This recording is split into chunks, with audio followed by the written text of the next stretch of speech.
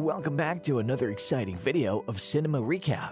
Today, I'm going to explain an Australian science fiction film called 2067, in which a world on the brink of extinction invests every ounce of hope in a time machine experiment. And once it's running, a message from the future comes back. Send Ethan White. It's one thing to go on a journey attempting to find a cure for a loved one, but it's another thing entirely when that adventure involves time travel into the future and being confronted with evidence that despite the promise of returning home with a solution, the mission was a failure. Of the many resplendent sights found within visual effects artists turned director Seth Larney's 2067, this is one of the more haunting realizations.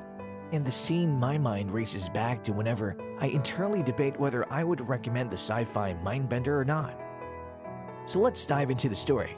But before we start, don't forget to hit the like button and also subscribe to our channel to get some interesting stuff in upcoming videos. Set in the eponymous year, the film depicts a dystopian world in which humanity is close to extinction. With the complete disappearance of the trees, the natural oxygen doesn't exist any longer. People must rely on its synthetic variation, but because of its exorbitant price, poor can hardly afford it. The first half of the film takes place in the only city in the world in which electricity is still available. In the year 2067, Earth has been devastated by climate change.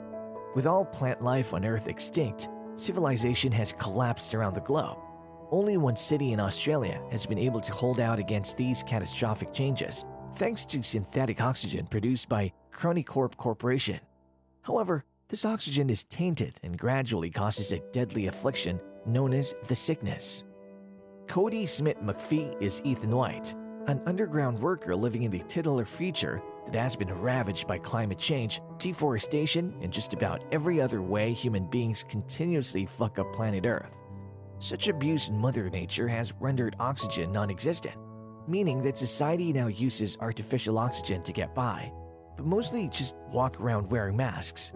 Some have been able to adapt to such a dramatic change, while others, such as Ethan's wife Santh, are slowly dying from not having the real thing, as if she's suffering from a terminal illness. One day, Ethan is called before Regina Jackson, the Corp CTO, who explains that the sickness will eventually wipe out humanity.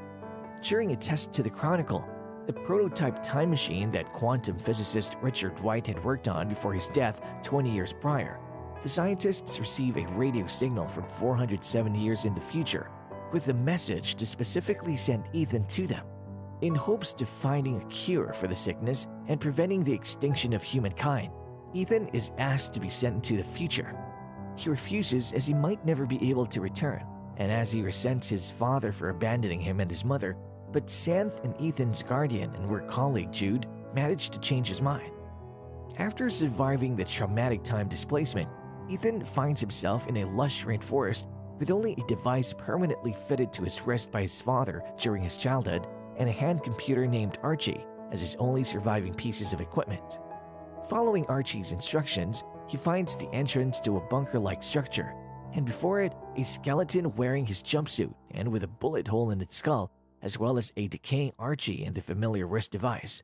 Shocked by the discovery of his apparently inexorable death in the near future, and sick from eating poisonous berries, Ethan is rescued by Jude, who followed him through time after his life readings.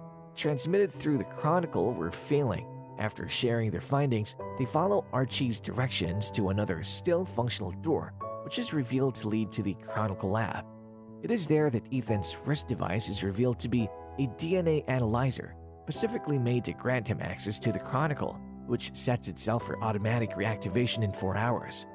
From a holographic recording left by Richard White, the duo learns that the Chronicle project originally entailed the reactivation of an atmospheric monitoring station, which would ascertain the Earth atmosphere's breathability in the future and then transmit the data back to the past.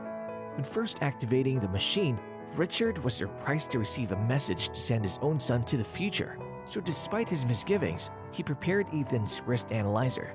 However, an immediate follow-up mission was rendered impossible because safely sending living matter through time required an operation link from both sides, and the data showed a power failure in 2474.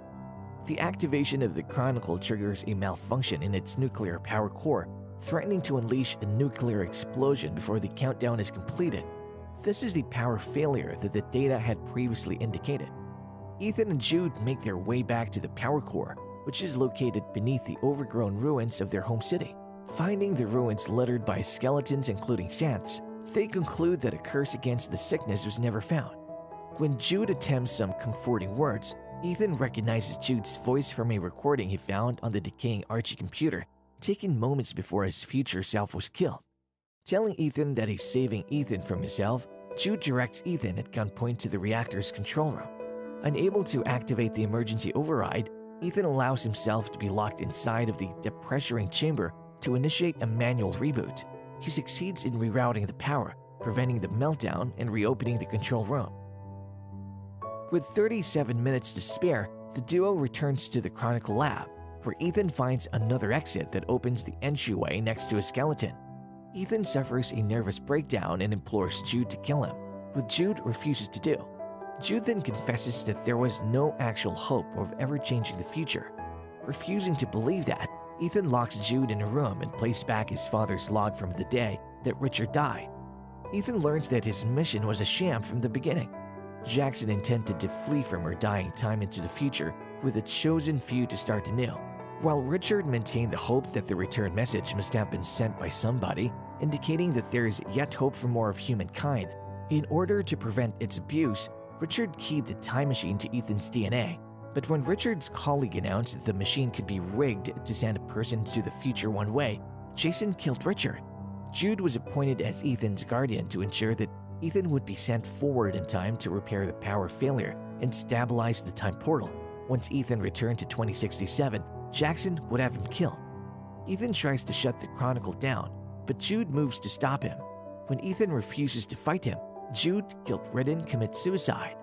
Just before Jackson can put her plans in motion, Ethan sends the "Send Ethan White" message into the past, along with a copy of Richard's recorded murder on Archie, hundreds of live jungle plants, and a farewell gift to Xanth. He then destroys the Chronicle. This changes the timeline. In the past, Jackson is arrested after Archie transmits the recording to a new station, and the plants are used to revitalize the planet. In the future, Ethan's corpse is gone, and Ethan discovers his formerly ruined city is advanced and populated. The ending of 2067 depicts a time-traveling scene which is indeed a masterpiece, full of well-executed close shots and effects. The ending indeed blew the mind of the ones who watched it. But the good quality of a movie is how it portrayed the entire scene perfectly. Cody Smith-McPhee plays the lead in the movie as Ethan White.